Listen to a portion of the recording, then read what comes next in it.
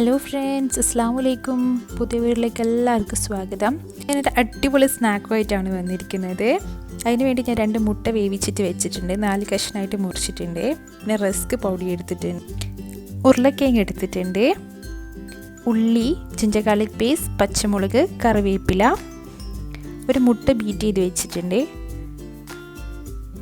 ഇനി നമുക്ക് ഇതിന് വേണ്ടിയൊരു മസാല റെഡിയാക്കണം. അതിന് വേണ്ടി ഞാനൊരു പാന് വെച്ചിട്ടുണ്ട്. അതിലേക്ക് നമ്മൾ കുറച്ച് ഓയിൽ ഒഴിച്ച് കൊടുക്കാം. അങ്ങനെ നമ്മൾ ഓയിൽ ചൂടായി വരുമ്പോൾ നമുക്കതിലേക്ക് ഉള്ളി ഇട്ട് കൊടുക്കാം. ഞാനൊരു ചെറിയൊരു ഉള്ളിയാണ് എടുത്തിരിക്കുന്നത്. ഇതിലധികം ഉള്ളി കൂടിപ്പോരുത്, അപ്പോൾ മസാല പൊട്ടിപ്പോവും. നമ്മൾ ഉള്ളി ഒന്ന് വഴന്ന് വരണോ, നമുക്കൊന്ന് നന്നായിട്ട് വഴറ്റി കൊടുക്കാം.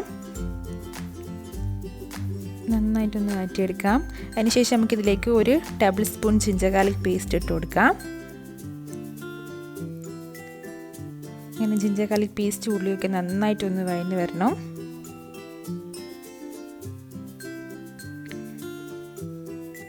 ഇനി നമുക്കിതിലേക്ക് 1 പച്ചമുളക് മുറിച്ചിട്ട് കൊടുക്കാം. ഞാനൊരു വലിയ പച്ചമുളക് എടുത്തത്. നിങ്ങൾ എരിവിനനുസരിച്ച് പച്ചമുളക് കൂട്ടാം. ഇത് നന്നായിട്ടൊന്ന് വഴറ്റിയെടുക്കാം. ഇതിലേക്ക് കുറച്ച് ഉപ്പിട്ട് കൊടുക്കാം. നമ്മൾ ആവശ്യത്തിന് ഉപ്പിട്ട് കൊടുക്കാം.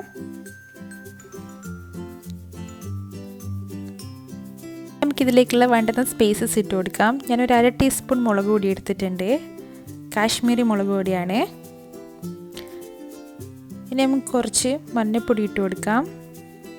ഒരു 1/4 സ്പൂൺ മഞ്ഞൾപ്പൊടി ഇട്ട് കൊടുക്കാം.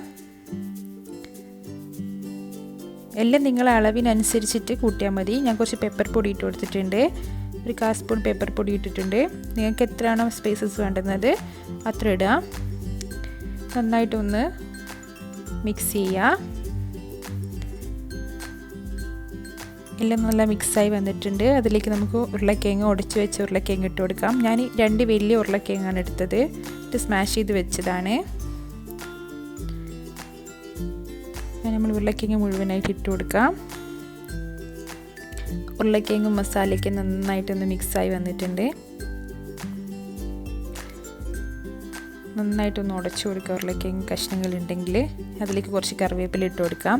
നിങ്ങളുടെ കയ്യിൽ മല്ലിച്ചപ്പ് ഉണ്ടെങ്കിൽ അതുകൂടി ആഡ് ചെയ്യാം, നല്ല ടേസ്റ്റ് ആയിരിക്കും.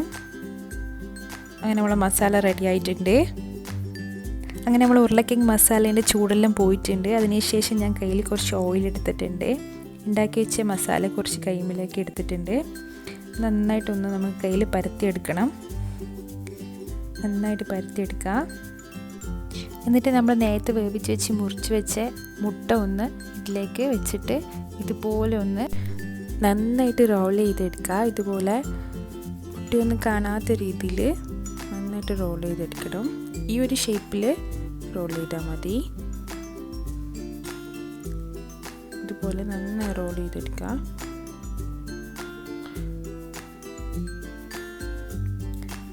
അങ്ങനെ ഒരു ബൗൾ എടുക്കുക. എന്നിട്ട് ഇത് നന്നായിട്ട് കയ്യിൽ വെച്ചിട്ടൊന്ന് പരത്തി കൊടുക്കണം. നന്നായിട്ട് പരത്തി കൊടുക്കുക. അതിലേക്ക് ഇങ്ങനെ മുട്ട വെച്ച് കൊടുക്കുക. എന്നിട്ടൊന്ന് മുട്ട ഒന്ന് കവറാവുന്ന രീതിയിൽ റോൾ ചെയ്തെടുക്കുക. നമ്മൾ ഉള്ളി കൂടുതലിട്ട് കഴിഞ്ഞ് കഴിഞ്ഞാൽ ഇത് റോള് ചെയ്യുമ്പോൾ പൊട്ടിപ്പോവും. അതാണ് ഉള്ളി കുറവിടാൻ പറയുന്നത്. അപ്പോൾ ഒരു ചെറിയ ഉള്ളി എടുത്താൽ മതി. അതിന് ഇതുപോലെ ഞാൻ എല്ലാം ഒന്ന് റോൾ ചെയ്തെടുക്കട്ടെ. ഞാൻ എല്ലാം റോൾ ചെയ്തെടുത്തിട്ടുണ്ട്. അതിനൊരു കബാബ് എടുത്ത് ഞാൻ മുട്ട മിക്സിൽ മുക്കിയിട്ടുണ്ട്.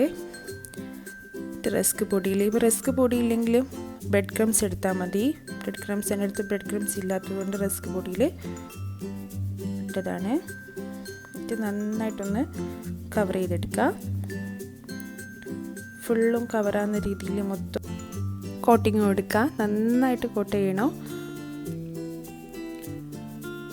ഇതുപോലെ നന്നായിട്ട് പൊടിയിൽ മുക്കിയിട്ട് കോട്ട് ചെയ്തെടുക്കുക. അപ്പോൾ ഇതുവരെ ഇത് ട്രൈ ചെയ്യാത്തവരുണ്ടെങ്കിൽ ഒന്ന് ട്രൈ ചെയ്ത് നോക്കണം, നല്ല ടേസ്റ്റാണ്. അങ്ങനെ ഇതുപോലെ ഞാൻ എല്ലാം ഒന്ന് ചെയ്തെടുക്കട്ടെ. അങ്ങനെ എൻ്റെ ഇത് റെഡി ആയിട്ടുണ്ട്. ഇനി ഇത് നമുക്കൊന്ന് ഫ്രൈ ചെയ്തെടുക്കണം, ഡീപ് ഫ്രൈ ചെയ്യണം. നന്നായിട്ട് ഓയിലെടുത്ത് അതിലേക്ക് നമുക്ക് ഇതിട്ട് കൊടുക്കാം. ഫ്രൈ ചെയ്തെടുക്കാം. ഇത് ഫ്രൈ ചെയ്യുമ്പോൾ ശ്രദ്ധിക്കണം, പൊട്ടിപ്പോവും. വളരെ സോഫ്റ്റാണ്. ഇപ്പോൾ ഫ്രൈ ചെയ്യുമ്പോൾ എല്ലാവരും ഒന്ന് ശ്രദ്ധിക്കുക. നമ്മളൊരു ഭാഗമായിട്ടുണ്ട്. അപ്പോൾ നമുക്കൊന്നിതൊന്ന് മറിച്ചിട്ട് കൊടുക്കാം.